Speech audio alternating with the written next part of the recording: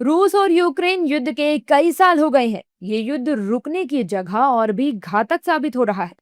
इस बीच यूक्रेन के राष्ट्रपति वोलोदिमीर जेलेंस्की ने एक चौंकाने वाला दावा किया है। दावा है कि यूक्रेन की सेना ने रूस के उन ठिकानों पर हमला किया है जहां से तेल के जरिए होने वाली कमाई होती है। उनका कहना है कि रूस इसी पैसे का इस्तेमाल यूक्रेन के खिलाफ युद्ध चलाने में करता है। जेलेंस्की ने सोशल मीडिया प्लेटफॉर्म एक्स पर लिखा कि यूक्रेन की लंबी दूरी तक मार करने वाले हमलों का असर दिख रहा है।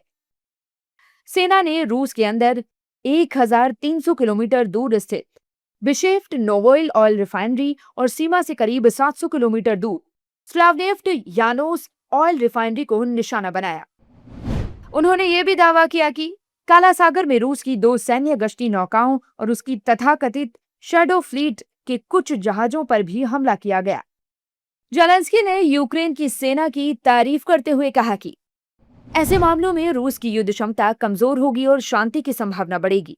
उन्होंने रूस से युद्ध खत्म कर शांति का रास्ता अपनाने की अपील भी की।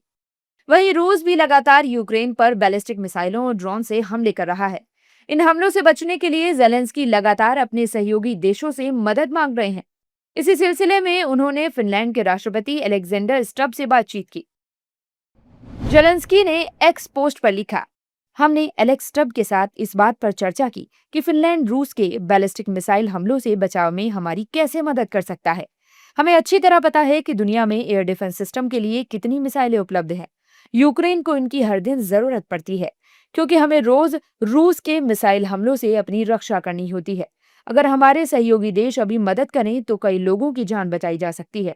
एलेक्स, आपकी तुरंत प्रतिक्रिया और हमारी मदद करने की इच्छा के लिए धन्यवाद। जेलेंस्की ने यह भी कहा कि रूस पर लगातार दबाव और यूक्रेन को पर्याप्त सैन्य सहायता ही इस युद्ध को खत्म करने और शांति स्थापित करने का रास्ता बना सकती है। दूसरी ओर रूस भी इन हमलों को बराबरी से जवाब दे रहा है। रूस बैलिस्टिक मिसाइलों और ड्रोन से यूक्रेन पर लगातार हमलावर बना हुआ है। रूस के इन हमलों से बचाव के लिए जेलेंस्की लगातार सहयोगी देशों से मदद मांग रहे हैं।